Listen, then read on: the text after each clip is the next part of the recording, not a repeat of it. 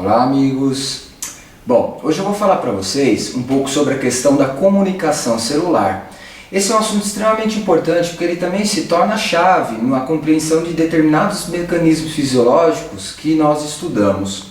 Então vamos lá. Uma das formas que a nossa célula pode fazer para se comunicar é através do que nós chamamos de gap junctions, ou simplesmente de junções comunicantes. Elas são formadas quando proteínas transmembranas, chamadas de conexinas, elas se juntam, criando um canal proteico que pode tanto abrir quanto fechar. Quando eles abrem, as células acabam funcionando como uma única célula com muitos núcleos, o que nós chamamos de sincício funcional. Quando abertas, elas podem trocar íons, algumas pequenas moléculas como aminoácidos, ATP e até mesmo AMP cíclico.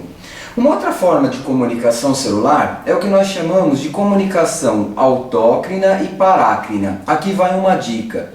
Esse sufixo crina ou crino significa de secreção. Então, quando nós falamos de uma secreção autócrina, eu estou falando de uma secreção para si, uma secreção própria. O que significa isso? No tipo de sinalização autócrina, como a gente pode ver ali no vídeo, significa que a própria célula ela produz uma substância química, lança essa substância até o interstício e essa substância acaba atuando nela mesma, geralmente em receptores de membrana. Muitos alunos me perguntam, mas se é autócrina, por que tem que lançar para fora? É exatamente pela questão do receptor da molécula química se encontrar na membrana. E esse receptor evidentemente vai estar do lado de fora da célula. Um outro mecanismo de sinalização é o que nós chamamos também de parácrina, sinalização parácrina. O que é isso? Determinadas células elas podem produzir algumas substâncias químicas e essas substâncias químicas agora vão atuar nas células vizinhas. Lembra de novo? Crino, secreção e para, vem de paralelo, ao lado. Ou seja, eu tenho uma célula que secreta uma substância química e essa substância química vai atuar na célula vizinha. Um outro mecanismo de sinalização extremamente importante é o que nós chamamos de sinalização endócrina. Na sinalização endócrina, o crino, secreção, e o endo para dentro, mas agora para dentro da corrente sanguínea. Então existem mecanismos, principalmente o próprio sistema endócrino, que ele produz substâncias químicas, lançam essas substâncias químicas na corrente sanguínea e através da perfusão pela corrente sanguínea, essas substâncias químicas vão encontrar as suas células-alvo distante, ou seja, vão encontrar células que apresentem receptores para essa substância química, mas distante da célula original. A esse tipo de sinalização nós chamamos de endócrina.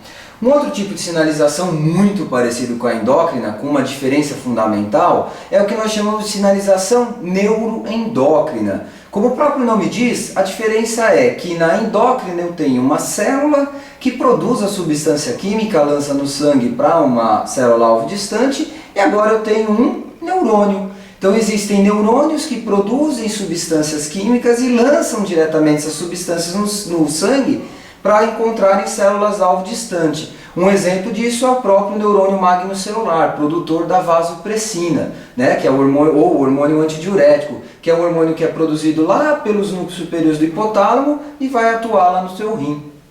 Bom, além disso, existe ainda um outro tipo de comunicação que nós chamamos de neurotransmissão. A grande diferença da neuroendócrina para neurotransmissor, como a gente pode ver na figura, é que o neurotransmissor ele é uma substância química que é produzida e lançada diretamente no interstício para atuar principalmente em células próximo do terminal axônico, através de sinapses, sem intermédio da corrente sanguínea.